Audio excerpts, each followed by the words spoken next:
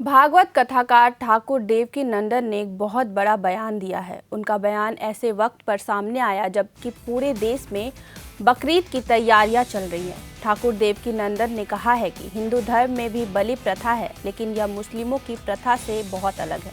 उन्होंने कहा है कि सनातन में मंदिरों में बलि को सांकेतिक किया जाता है और फलों पर सिंदूर लगाकर बलि दी जाती है, न कि घरों में जीव हत्या की जाती है। ऐसा इसलिए क्योंकि सनातन में भगवान भाव के भूखे हैं, न कि बलि के। देवकीनंदन ठाकुर ने आगे कहा कि सनातन धर्म में कई ऐसे मंदिर हैं जहां पर बलि का प्रावधान है, लेकिन वहां पर जानवरों को ले जाकर और सिंदूर लगाकर छोड़ दिया जाता है। इसी को बलि मान लिया जाता है। इस बयानों से उन्होंने ऐसे लोगों को जवाब दिया है जो कहते हैं कि सनातन धर्म में भी बलि दी जाती है। उन्होंने कहा कि सनातन धर्म की जानकारी के बिना आरोप लगाना पूरी तरह से गलत है।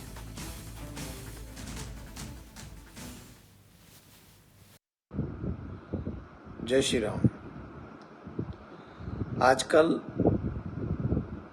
बकरी ईद की बहुत चर्चा हो रही है और इतनी चर्चा हो रही है कि पूछो नहीं। उसमें भी काफी लोग ये कहते हैं कि तुम्हारे यहाँ भी बलि दी जाती है। हमारे धर्म को जाने बगैर हमारे ऊपर ये आरोप लगाना गलत बात है। हमारे यहाँ जो बलि का विधान है ना, वो बहुत डिफरेंट टाइप का है। हमारे यहाँ भगवान को भाव का भूखा कहा गया है।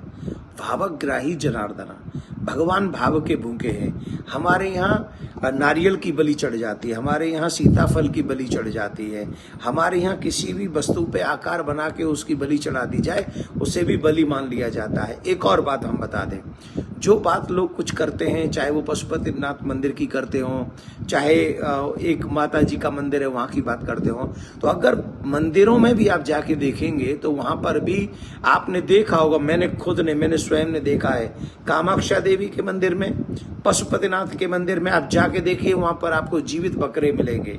और जीवित बकरे का मतलब है कि मैंने अगर कोई मन्नत सोची है बलि दूंगा, तो मैंने बकरा लिया और वहां छोड़ दिया, मैंने उसे काटा नहीं। कई लोग अगर बलि चढ़ाते भी हैं तो उनका पर्टिकुलर एक स्थान है, और वो स्थान है कहां? मंदिर में। घरों में नहीं जीव हत्या होती है। पहली बात तो भगवान को जीव हत्या चाहिए ही नहीं, किसी जीव की हत्या नहीं चाहिए, बलि नहीं चाहिए उसे। आपके मन में भाव आ गया, आप चढ़ा दीजिए। और एक और बात बता दें, मेरा भगवान अगर बलि लेता है ना, तो मेरा भगवान बहुत डिफरेंट टाइप का है। हमारे इतिहास में राजा मोरध्वज की कथा आती है, आप सबने सुनी होगी, कि अपने पुत्र के ऊपर आरा चलाया था मोरध्वज ने, और भगवान श्री कृष्ण ने उसे पूरा कटवा के पुनः जीवित कर दिया था। अगर इतिहास जानते हो तो ये भी सीख लो, क्योंकि भगवान पहली बात तो बलि चाहते ही नहीं, और हमारे यहाँ बलि जो दी जाती है वो पर्टिकुलर स्थानों में, मंदिरों में दी जाती हैं, तो कॉलोनियों में नहीं दी जाती, घरों में नहीं काटे जाते, सड़कों पे रक्त नहीं बहाया जाता। तो मैं ये निवेदन करना चाहता हूं कि अगर आपको बलि देनी ही है बकरे की, पहली बात तो देनी नहीं चाहिए, पर आपका धर्म है, आप दीजिए। पर धर्म है तो उसकी पर्टिकुलर एक स्थान नियुक्त कीजिए। आपकी कॉलोनी में, जिस कॉलोनी में आप रहते हैं, उस कॉलोनी में और भी लोग रहते हैं, हिंदू लोग रहते हैं, उनके बच्चे रहते हैं। वो बच्चों, तुम्हारे बच्चों को आदत हो सकती है, क्योंकि बचपन से वो देखते आ रहे हैं, रक्त बहते हुए, लोगों को, जीवों को कटे हुए। हमारे बच्चों को ये आदत नहीं होती।